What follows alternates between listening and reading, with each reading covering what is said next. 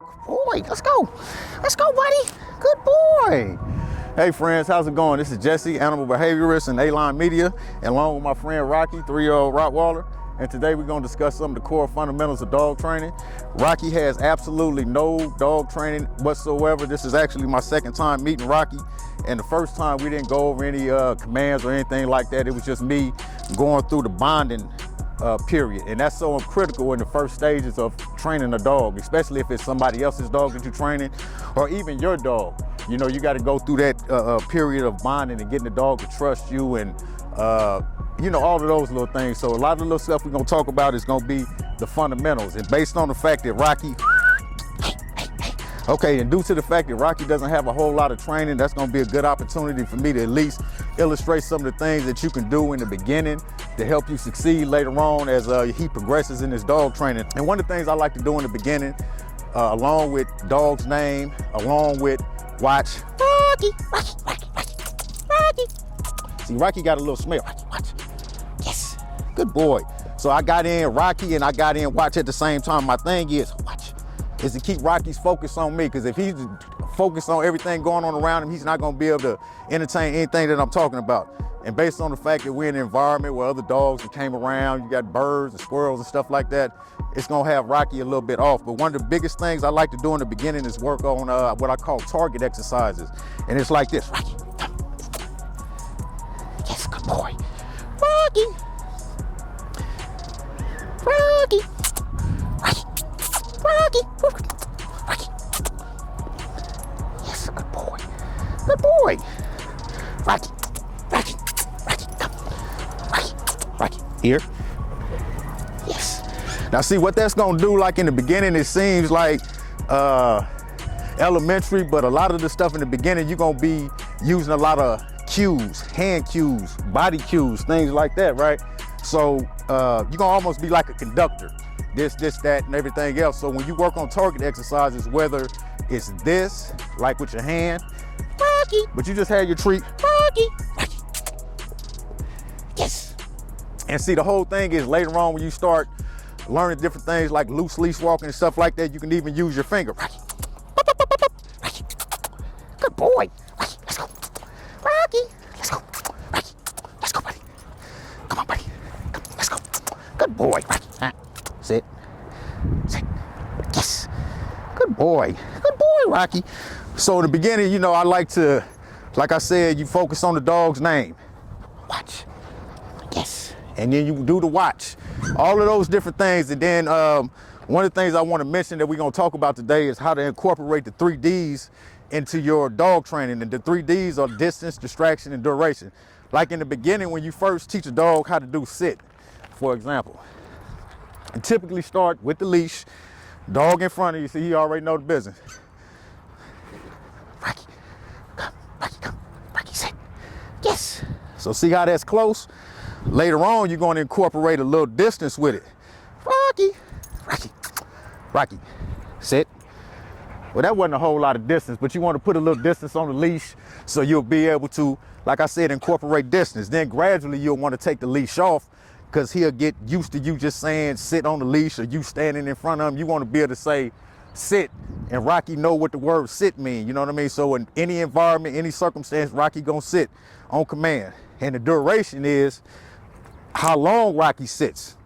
As you know, typically in the beginning, dogs will do anything for a treat. Rocky, Rocky, Rocky, Rocky, sit. See? Okay, Rocky doing pretty good with the sit. I think he's a little hot right now, but you get the point, you know what I mean? Gradually, as you start doing more complicated commands like stay, you want the dog to stay until you release the dog from whatever area they are. Rocky is very, very curious, very, very intelligent, and a lot of times Rottweilers have a bad reputation because he looks like an aggressive animal, and sometimes people will see him as such. So one of the things that's important about dog training is you got to be mindful of putting safety on your dog, because if your dog goes out in society and then by his nature he will, you know, be a little aggressive or be protective or certain things like that if he doesn't understand a friend from a stranger. So he has to understand somebody coming in the home that don't belong there, or a brother or a cousin or certain things like that.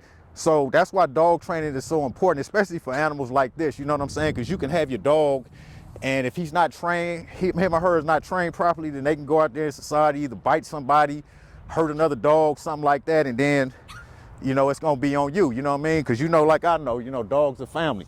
So what we're gonna do is, you know, we're gonna put Rocky to the side because he's a little tired, it's hot out here, and we're gonna bring in another dog that has a little bit more experience in dog training, but I'll be able to demonstrate the 3Ds in a more flexible way. So anyway, we're gonna switch out. So back again, as I said, this is Honey. She's around 3 years old. I'm not sure exactly what the breed Honey is, but she has a little bit more dog training than Rocky. And what I mean by that is a few consistent sits, downs, and different little things like that, but nothing really significant. You feel what I'm saying? So we're gonna try to work on her right now. She, again, different environment. It's a distraction, 3Ds. Sometimes it's not good to put too much on them in the beginning, especially when you're trying to teach them a new exercise. It's best to put them in an isolated spot. The home is probably the best, backyard, somewhere like that. So, you know, we at the park, and, you know, we try to find us a little spot in the cut, you know what I mean, where we can get a little bit more privacy. But, you know, right now it's the smells, it's the environment. But this is the thing though, you gotta make yourself more entertaining than the environment. And one of the things I like to do is use the happy voice. And one of the dudes, you know, I've been doing this over 8 years, right? And one of the dudes, when I first started, he taught me the happy voice, and he said, if you're not making a fool out of yourself, then you're not doing it right. So one of the biggest things, hey mama, what's up mama? Woo, sit, good girl, stay. Yes, good girl. Good girl, okay, woo.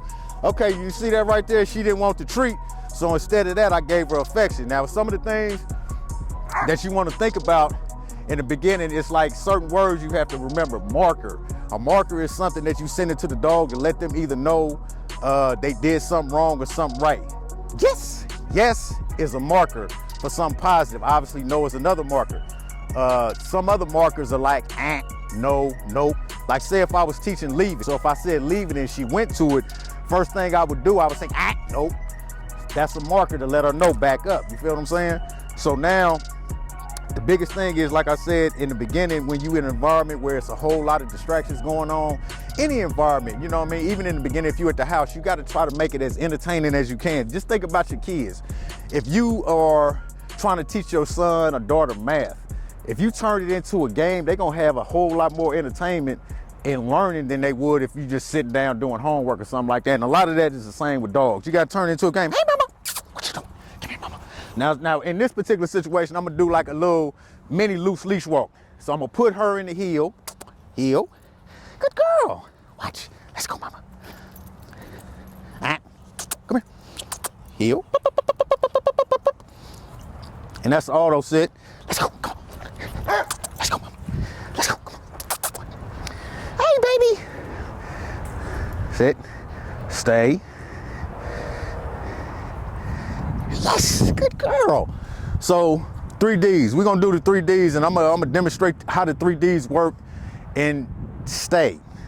First, I'm gonna put her in the sit. Sit. Now, when you start trying to do a stay, right? You would do like this. Stay. You'll do it fast just like that, you know what I mean? Because in the beginning, a dog's instinct is they gonna see your body movement and they gonna wanna follow you. So you have to be real quick, stay, bam. And then you gradually start backing up a little bit. Stay, and you start backing up a little bit more and more. Then eventually you're gonna get to the point to where you can say stay, or if you got like a hand sign, you can, you know, either do this or you can do this, but that's for sit. Sorry about that, I ain't had my coffee. But you understand what I'm saying. So in the beginning, like I said, this is all about the fundamentals of dog training. A lot of times people try to do too much in the beginning. It's like, if you're trying to learn math or you're trying to learn statistics, you can't just jump into that. You got to go general, algebra, same thing with dog training. So if, like, for example, if you want to have a dog that is a service dog or a dog that's doing something that's a little bit more advanced, you still gonna have to start with your core fundamentals. And like I said, the 3Ds are important. So We got the distance. Stay. So this is gonna be me saying stay. I'm gonna get up out the frame, but I'm just gonna show you. Down. Good girl. Stay.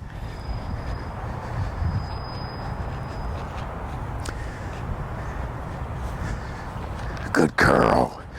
Good girl, mama. That's eventually what you want to do. You know, that's eventually the goal in terms of with that. And there's so many other little different things. Like I said, distance, distraction. This is pretty much a distraction. Like in the beginning, when you're doing loose leash walking, you know, it's going to be a matter of you doing it in the beginning where the dog understands this is not good. This is good. You know what I mean? You want your dog right here. You don't want to have to go to the beach or somewhere pulling.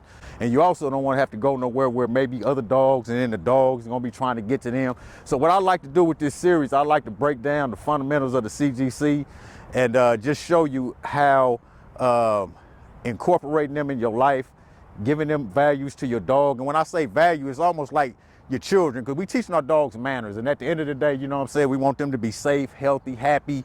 And, you know, they bring us so much joy, so we want to bring them joy. There you go.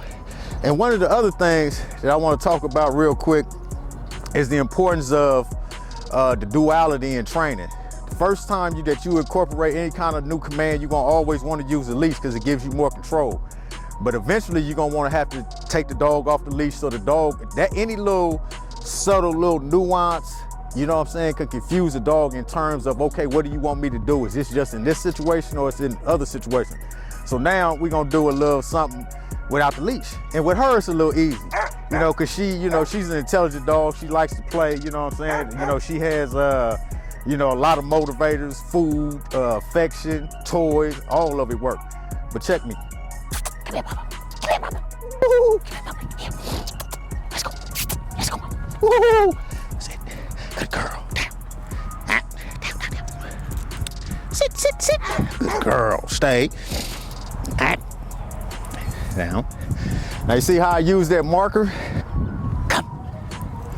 Good girl. Good girl. Ooh, you so smooth. What you doing, mama? What you doing? What you doing? Good girl. Good girl. Come here. Touch. Good girl. Honey. Here.